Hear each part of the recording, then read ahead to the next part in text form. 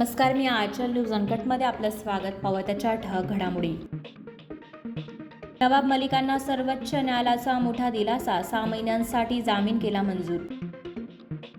काँग्रेसनं राम मंदिराच्या उद्घाटनाचं निमंत्रण नाकारून करोडो रामभक्तांचा अवमान केला, चंद्रशेखर बावनकुळे यांचं वक्तव्य. कागदावरचा निकाल काही असला तरी निवडणुकाच निकाल ठरविणार, आदित्य ठाकरे यांचं विधान. शरद मोहोळ खून प्रकरणात पिस्तूल पुरवणाऱ्या 2 जणांना अटक, मुळशीत केला होता गोळीबाराचा सराव. नरेंद्र मोदी 2024मध्ये पंतप्रधान न झाल्यास भर चौकात फाशी घेणार, शिंदे गटातील संतोष बागर यांचं वक्तव्य. आध्यात्मिक शक्तीला पंतप्रधान नरेंद्र मोदी विश्वपटलासमोर आणतायत, ज्योतिरादित्य सिंधियांचं वक्तव्य.